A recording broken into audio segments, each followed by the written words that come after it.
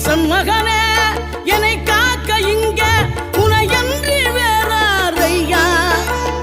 நெஞ்சார நான் நினைக்க பஞ்சாமிர்தம் கொடுக்கும் ஒரு தெய்வம் நீதானையா, ஒரு தெய்வம் நீதானையா.